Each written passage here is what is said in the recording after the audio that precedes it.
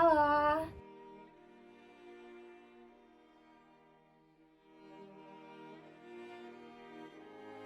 kenalin nama aku Filza Dani, biasa dipanggil Filza. Ini aku pengurus Siluet periode 2020-2021. Salam kenal ya. Jadi hari ini aku bakal kasih materi ke kalian, ke teman-teman semua. Materi yang menurut aku agak cukup rumit sebenarnya kalau misalnya kalian baru aja paham. Tapi kalau misalnya kalian latihan dengan rajin, terus kalian juga sering mengaplikasikan si materi ini yang nanti aku bakal kasih, itu bakal jadi lebih mudah. Cuman ya butuh waktu sebenarnya. Tapi nggak apa-apa, kita belajar sama-sama. Oke?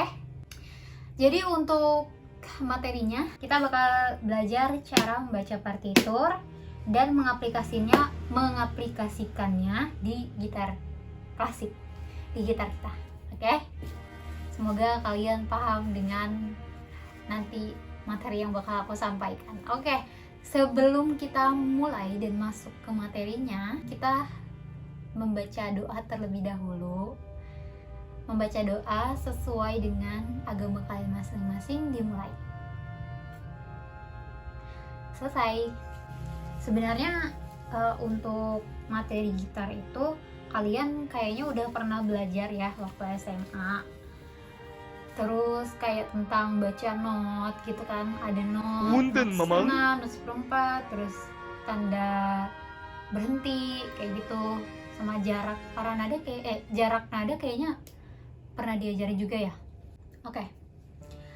Karena kalian udah ada beberapa materi yang udah dipelajari di SMA, di sini aku cuman ngajarin beberapa yang memang poin-poin utama nanti. Sebenarnya untuk materi-materi sebelumnya itu juga poin penting sih. Cuman karena aku anggap kalian udah dapet materinya di SMA, mungkin di pelajaran seni budaya, jadi aku langsung lanjut ke materi yang bakal aku sampaikan hari ini. Oke?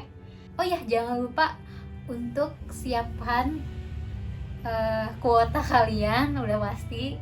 Terus habis itu alat tulis juga kalau misalnya kalian mau nyatet, atau kalian bisa screenshot juga sih. Oke? Jadi langsung aja kita mulai. Materi pertama itu aku bakal kasih tahu garis para nada. Ini sebenarnya gampang lah ya. Pertama kita belajar tentang garis para nada.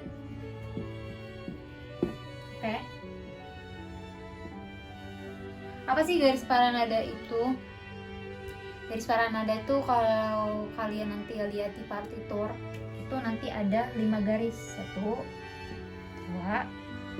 3, 4, 5. Ini aku gambarnya agak gede ya. Kalau di partitur sebenarnya sih agak kecil kayak gini kan. Cuman aku gambarnya agak besar. Jadi untuk garis para nada itu ada 5 garis. 1, 2, 3, 4, 5, ya kan? Nah, kalau di gitar itu ada 6 senar. Ini ada 5 garis. Sedangkan di gitar itu ada 6 senar. Biasanya kalau ini tuh 6 senar tuh nanti kalau kalian belajar di tabulatur itu nanti garisnya ada 6. Tapi karena kita sekarang partitur, jadi garisnya ada 5 karena garis para nada. Jadi kalau misalnya di partitur notnya di sini nih, kalian nggak bisa baca langsung, oh berarti kalau di senar itu yang paling bawah. Nggak gitu. Jadi itu beda gitu. Nggak bisa disamain antara garis para nada ini dengan si senar gitar. Makanya kalian harus tahu materi ini. Jadi tadi kan udah aku kasih tahu. Ini garis pertama, kedua, ketiga, keempat, dan kelima. Oke. Nah, kalau di garis para nada not itu nanti ditaruhnya bisa di sini, di sini, di sini, sini, sini, sini, sini, sini, dan sini. Naik gitu. Jadi kolom ini juga termasuk. Jadi kan ini garis pertama 1, 2, 3, 4, 5. Di sini kolomnya juga terhitung. Kolom 1, kolom 2, kolom 3, kolom 4. Oke? Kolom 1, kolom 2, kolom 3, kolom 4. Nah, kolom dan garis ini nanti kita bakal ada nada-nadanya sendiri. Kalau yang biasa kita tahu kan do, re, mi, fa, sol, la, si, do tuh. Nah, kalau di gitar atau mungkin di piano itu nanti ada dari G, alfabet A sampai G. A, B, C, D, E, F, G. Nanti balik lagi ke A. Kan do, re, mi, fa, sol, la, si, do. Jadi sama. Tapi kalau kita pakainya yang alfabet A sampai G dan balik lagi ke A. Nah, sekarang ini harus kalian tahu supaya nanti bisa baca partiturnya, supaya bisa menerjemahkan partitur, not tadi yang di partitur itu. Jadi untuk garis pertama itu nama nadanya adalah E. Oke. Selanjutnya kita isi di sini, bukan di garis, tapi di kolom. Di kolom dulu, baru nanti di garis, kolom, garis, kayak gitu ya. Dan seterusnya. Sekarang habis E, alfabet itu apa? F kan? F. Habis F kita isi di garis. Habis F apa? G. Habis G A lagi. Karena kan tadi dari A sampai G kan. Berarti balik lagi ke A. Sekarang habis dari A B. Habis B C. Habis C D, terus E dan F. Tuh, balik lagi kan ke F lagi. Nanti di sini sebenarnya poin dari partitur tuh cuma 5 ini, 5 garis doang.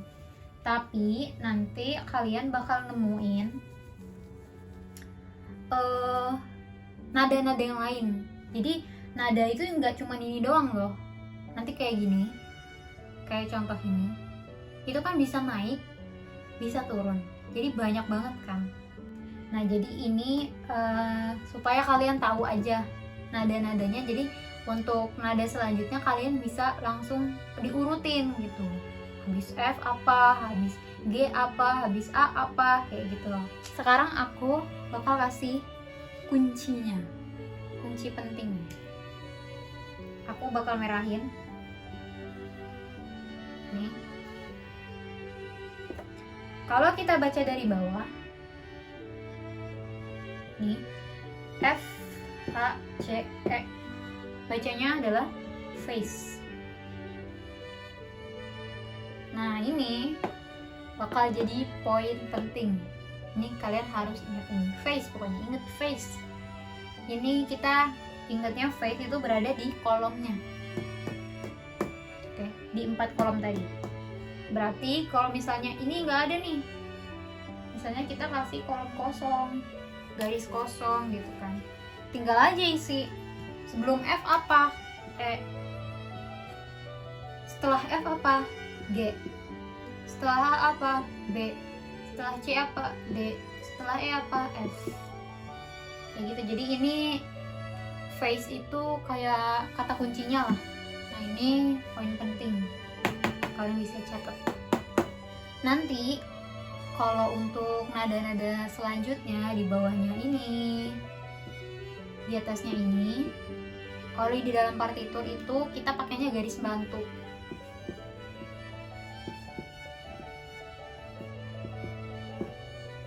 Kita pakainya garis bantu. Jadi kalau di partitur gambarnya kayak gini doang. Misalnya ada nada di sini atau nanti begini.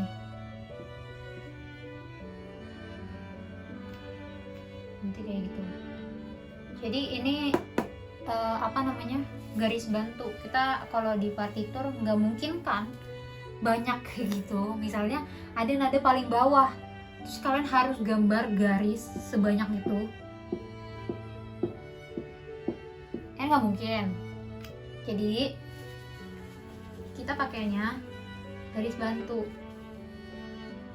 Kita nggak perlu gambar garis dari awal sampai akhir, itu ada 10 kan atau kayak gimana, tergantung nadanya gitu kan, maunya kayak gimana. Enggak, tapi kita pakainya garis bantu. Poinnya itu cuma ada 5 garis ini. 1, 2, 3, 4, 5 dan 4 kolom ini. Oke? Sudah paham? Semoga kalian paham ya. Semoga aku nggak kecepatan. Nanti kalau misalnya masih bingung, ntar diulang aja. Kan bisa diulang kan? Oke? Kita langsung lanjut ke materi kedua. Materi kedua itu jarak nada. Jarak nada ini sebenarnya di SMA kayaknya kalian udah pernah dipelajarin ya. Soalnya aku waktu SMA aku pelajarin ini. Jadi mungkin kalian udah belajar juga, atau kalau misalnya kalian belum belajar, ya sekarang adalah waktunya. Tadi kan aku udah ngasih tahu kan, kalau misalnya tadi ada do, re, mi, fa, sol, la, si, do. Kalau di kita berarti gantinya A sampai G kan. Kita tulis A, B, C, D, E, F, G, balik lagi ke A. Nah ini berarti kuncinya dimulainya dari A. Nah dimulai dari A ini kan. Nah B, C, D, E, F, G, A. Oke. Nah tapi di sini aku bakal pakai kunci G. Aku bakal pakai kunci G. Kenapa? Ya itu cara aku untuk memahami gimana cara baca partitur nanti. Oke. Jadi kita pakai yang G, dimulai dari G dulu gitu. Mulai dari G. G, habis G, A, B, C, D, E, F, G. Kita pakai yang G, dimulai dari G. Sebenarnya ini sama aja ya, nanti yang mulai dari A itu jaraknya juga sama, sesuai dengan tadi garis-garisnya itu, nada-nadanya. Kalau di partitur itu biasanya kalian nemuin lambang ini ya, ini lambang ini namanya kunci G. Nanti kalian juga nemuin lambangnya tuh kayak gini, kayak gitu, atau ya ada yang rumit juga, tapi biasanya kebanyakan ya yang sering aku temuin juga yang kayak gini. Ini kunci G, dimulai dari G. Nah tapi karena kita melihat yang umum saja, kita pakainya kunci G. Nih kunci G. Jadi kita contoh dari jarak nadanya kita dari G. Oke? Entahlah kenapa harus G. Oke. Jarak nada, jadi dari G ke A itu 1, A ke B 1, B ke C setengah, C ke D 1, D ke E 1, E ke F setengah, F ke G 1. Ini adalah poin penting juga. Banyak ya poin pentingnya.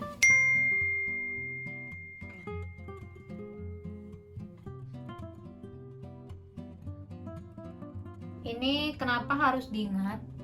Supaya nanti kalian bisa menentukan not-notnya itu ada di mana aja kalau di gitar.